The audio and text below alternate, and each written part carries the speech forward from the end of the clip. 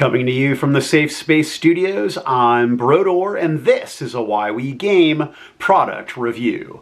I've been playing a lot of the board game Gloomhaven. In fact, since the beginning of the pandemic, very responsibly, I have been meeting with a couple of my friends every other weekend, for the most part, with the exception of a few health scares and holidays, and we play multiple sessions during the course of those meetups, and we love it. Now, the game has been #1 on Board Game Geek for a few years, and it has a very high rating at an 8.7. For those of you that don't know, that's like a 15 from the Russian judges.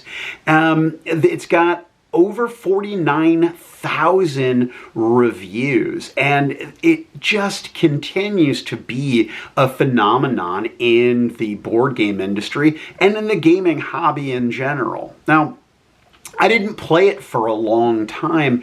Frankly, I don't care for the overall aesthetic of the game, and I'm kind of a contrarian, and so I was like, oh, everybody loves Gloomhaven, and I don't know, I never got around to playing it. Plus, I felt there was a barrier of entry that was a bit too steep for me. I mean, the game's $140 US, and it weighs over 21 pounds. In fact, if I can, I'm just gonna, forgive the glare, show you this monstrosity.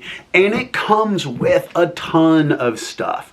Plastic miniatures, cards, tokens, die-cut modular boards. I mean, the amount of stuff that's in this box is incredible. In fact, it's pretty difficult to get everything back into the box once you've opened it up and you've started playing.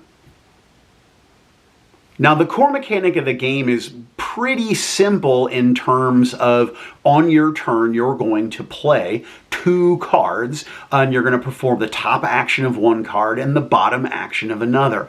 But everything that you do is going to get driven around these cards, and the problem is the cards are a limited resource. So there are a lot of situations where you have to make some pretty hard choices about what cards to play when, and what cards you're going to lose when you're forced to lose cards, and you will be forced to lose cards. But there are a lot of other videos out there that are going to teach you how to play Gloomhaven, and frankly, you're going to do a better job of it. What I'm doing is I'm telling you, if you're a seasoned gamer and it's something that you've avoided for whatever reason, you should check this shit out. If you're a relatively new gamer and you're looking for something really, really in-depth, you should check this thing out. The replay value is unbelievable. I'm telling you, we have played a lot of this game. So much so that there are only a handful of scenarios that we haven't unlocked. And at this point, what we're doing is just, when we're ready for the next scenario, we just pick one of the, 7 or 8 stickers that we haven't unlocked yet, put it on the board, and, we just play it, right? Because we dig it that much.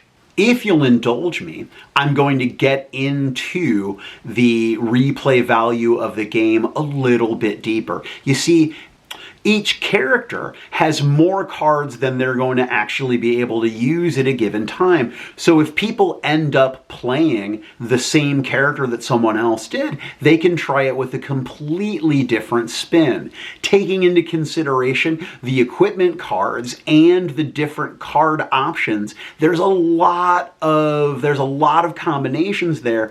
But then there are the monsters, the scenarios, the brilliant artificial intelligence. I can't tell you the number of times where we thought we planned perfectly. We don't communicate with one another because that's one of the things with the game, right? So we're all planning privately. We're having as little table talk as we're allowed, and then the game just screws you, right? A monsters initiative comes in, the right ability for the right monster at the right time. It is uncanny. I don't believe that the game was possibly play tested without supercomputers, but that conspiracy theory is for a different time. Now, there are things about the game that I don't care for. As I mentioned before, I don't particularly care for the aesthetic. It is a production, both to set up a scenario and to put everything back away into the box. And even though there are some brilliant aftermarket stuff out there that you can find that'll assist you with that, it's not something that I've invested in, although I've invested in it with other games, and I don't really understand why I haven't done it with this one. And well, I guess now that we're almost finished with it, I guess it doesn't matter. Mahalo.